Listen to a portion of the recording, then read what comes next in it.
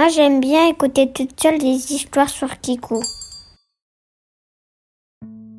Le dragon aux 3 cornes.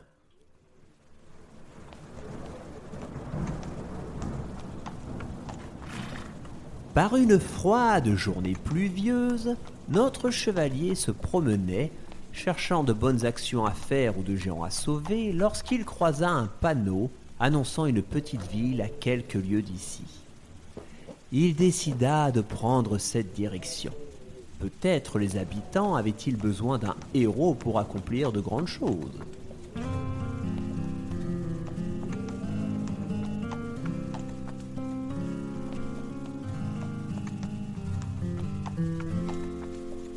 En arrivant, il croisa une auberge dans laquelle il entra.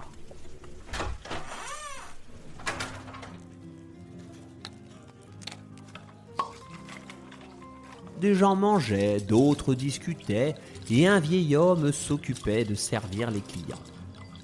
Le chevalier s'adressa à lui. « Bonjour, monsieur. Pourriez-vous m'indiquer le nom de ce village, s'il vous plaît ?» Le chevalier orange était quelqu'un de très poli, et le monsieur lui répondit tout aussi poliment. « Eh bien, monsieur, vous êtes ici au village chantant. »« Allons bon, un village qui chante ?» ?»« Non, le village ne chante pas, mais tous les soirs, nous organisons une grande fête durant laquelle nous chantons en jouant de la musique. »« Ah, voilà une ville heureuse alors. Je suppose que vous n'avez pas besoin de mes services. »« Oh, détrompez-vous. Cela fait 1 mois que nous n'avons pas fait de musique. Pas loin du village se trouve une immense grotte.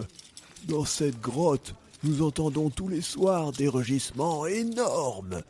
Nous avons peur et nous n'osons plus faire de bruit. »« Et qu'y a-t-il dans cette grotte ? » ?»« Le dragon aux 3 cornes. » Lorsque le vieil homme prononça ce nom, tout le monde se tut.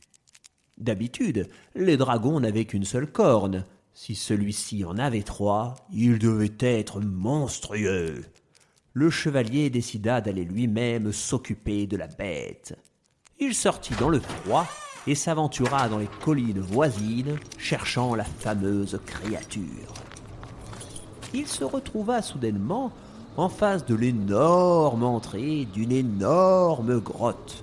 On aurait pu y faire passer un énorme dragon. Un cri de bête furieuse retentit dans l'obscurité. C'était sûrement là. Il entra prudemment dans le noir et avança à tâtons. Une faible lueur semblait apparaître au bout du tunnel et le chevalier continua en suivant la lumière. Il atterrit dans une petite salle qu'on avait aménagée comme un douillet foyer. Une table et quelques modestes meubles occupaient les lieux, réchauffés par un feu de cheminée qui crépitait paisiblement. Soudain, une silhouette gigantesque apparut dans un rugissement effrayant. C'était le dragon aux 3 cornes. N'écoutant que son courage, le chevalier orange se saisit de son épée et s'apprêtait à attaquer quand il entendit une voix s'adresser à lui. « Dis donc, il ne faut pas jouer avec les épées. Tu vas te faire mal. » Personne d'autre que le héros n'était dans la grotte.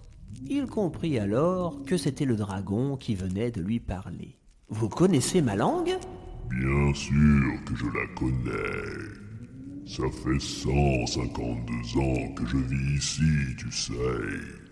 J'habitais dans une autre grotte avant, mais j'ai voulu déménager pour plus grand, et me voilà à côté d'un village affreux. » Et j'en viens justement, et ils m'ont dit avoir peur de vous. Ils ne peuvent même plus chanter. Encore heureux.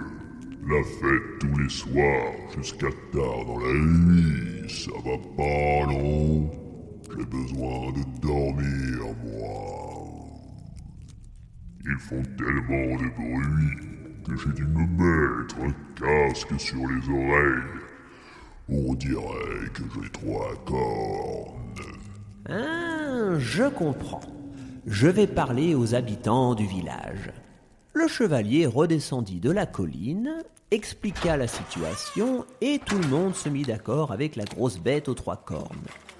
Un soir, on faisait la fête à laquelle on invitait le gentil dragon, et un soir, tout le monde dormait. On remercia le chevalier orange qui avait osé bravement s'aventurer dans la grotte, et la vie reprit son cours paisiblement au village chantant.